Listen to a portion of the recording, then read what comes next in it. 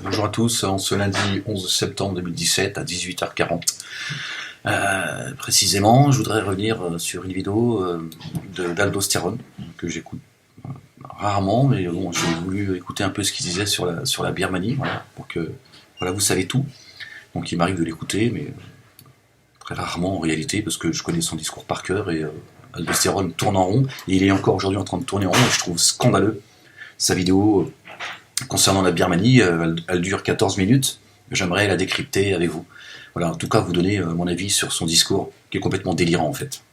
Bonjour mes amis, je viens aujourd'hui parler de la persécution des musulmans en Birmanie, et en fait de la réaction très, très intéressante des médias sociaux et puis des journalistes occidentaux en cette époque particulière. Alors, juste pour vous situer le truc, c'est que la Birmanie, c'est un lieu perdu, oublié des dieux et des hommes, et pratiquement, je crois que même pas une personne sur 100 saurait le situer sur une carte, pour vous dire juste l'importance de l'endroit.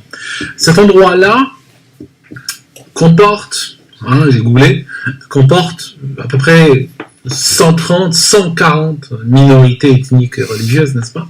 Pour vous dire la poudrière que c'est. Je vous mets l'intégralité, comme ça. En particulier, il y a une minorité musulmane qui est apatride, n'est-ce pas ? Et donc, il n'a pas le droit d'obtenir la nationalité birmane, pour ce que la nationalité birmane vaut. Et donc, elle serait persécutée par, on va dire, la majorité bouddhiste. Alors, c'est quelque chose de relativement inusité, parce que d'habitude, qu'est-ce qu'on voit dans le monde ?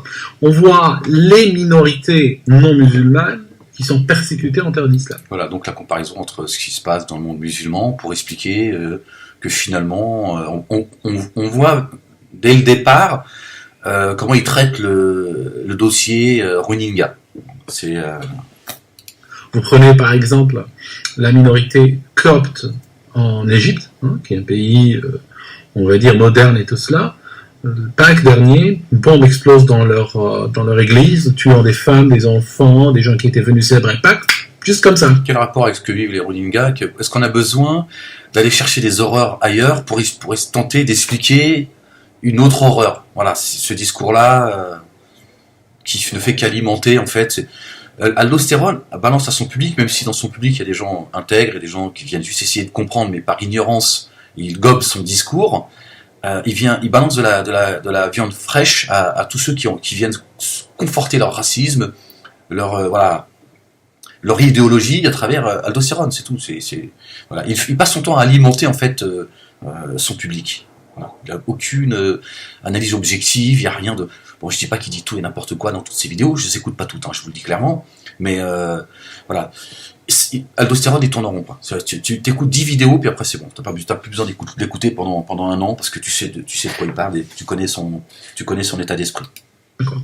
Juste parce que c'est des chrétiens. Donc ils méritent une bombe et puis qu'ils crèvent. C'est tout. C'est comme ça. Et là, on voit pas des réactions, on va dire, démesurées dans les réseaux sociaux ni dans les médias. Alors, bien sûr, ça donne des images un peu graphiques, donc la presse en parle au début, puis après, bon, on passe à autre chose. Donc, en général, c'est un schéma. Le schéma, c'est comme ça qu'il se passe. C'est les minorités qui sont persécutés. En gros, il dit, regardez, les musulmans, ils sont en train de pleurer les Rohingyas, par contre, les chrétiens, les musulmans, ont strictement rien à foutre. Ça, c'est un discours de division, c'est un discours de haine, ça. Il distille la haine, en fait. Il le monte les uns contre les autres. C'est tout ce qu'il est en train de faire.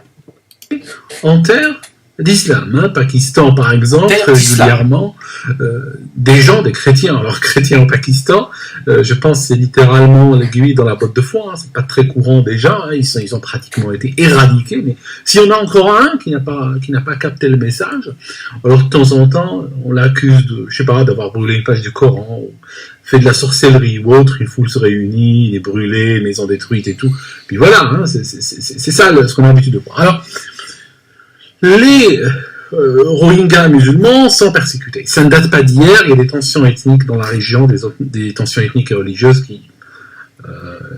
qui datent, on va dire, d'un temps immémorial. Ça fait des siècles que ça dure seulement. Et la dernière source de tension date de la Deuxième Guerre mondiale, quand les Japonais, vous savez, les Japonais, ils ont envahi la Chine, ils ont envahi plein d'endroits dans l'Asie, ils ont été très loin, et ils ont commis des atrocités sans nom. Donc qu'est-ce qui se passe ? Ils arrivent en Birmanie.